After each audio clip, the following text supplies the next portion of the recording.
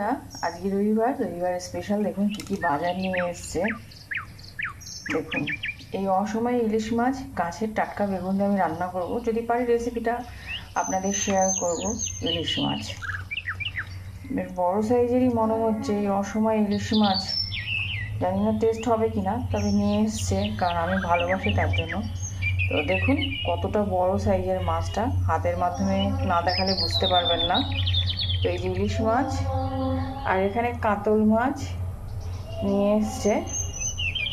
এই যে কাতল মাছ, আর এখানে রয়েছে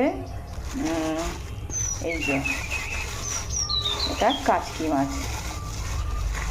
তো যাই হোক, পাওয়া যাচ্ছে বলে এনেছে। কাচকি মাছও নিয়ে এসছে। এটা ভালো লাগে খেতে, এটা তো কাটাকাটি করতে হয় না।